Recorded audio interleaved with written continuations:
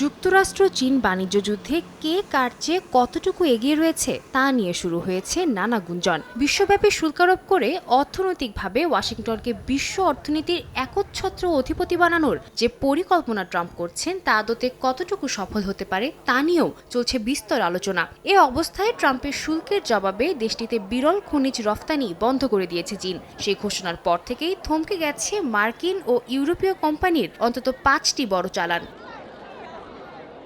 Rare earth বা বিরল খনিজ 17টি মৌলিক উপাদান, যেগুলো ছাড়া চলে না স্মার্টফোন, বৈদ্যুতিক গাড়ি, জেট ইঞ্জিন, এমনকি F-35 স্টেলথ ফাইটারও। আন্তর্জাতিক জ্বালানি সংস্থার হিসাব অনুযায়ী চীন এই বিরল খনিজের বিশ্ব উৎপাদনের 61% যোগান দেয়, প্রক্রিয়াজাত করে পুরো 92%। শুধু খনিজ উত্তোলন নয়, তাদের দখল পুরো মাইন টু ম্যাগনেট চেইনে, অর্থাৎ উত্তোলন থেকে শুরু করে পণ্য উৎপাদন পর্যন্ত সব জায়গাতেই চলছে চীনের রাজত্ব।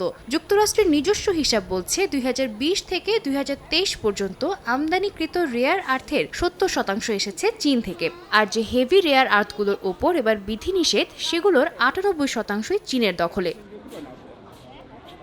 যুক্তরাষ্ট্রের রেয়ার আর্থ খাত একসময় ছিল জোরালো, কিন্তু পরিবেশ সংক্রান্ত খরচ, শ্রমব্যয় আর চীনের সস্তা দামের চাপে একে একে বন্ধ হয় মার্কিন কোম্পানিগুলো। বিশ্লেষকরা বলছেন, শুল্কারোপের মাধ্যমে ট্রাম্প যতই বাড়তি চাপ দিক না কেন, চীনের হাতে যে নিয়ন্ত্রণ, সেটির পাল্টা জবাব দেয়া সহজ নয়। কারণ এটি পণ্যের নয়, উৎসের যুদ্ধ।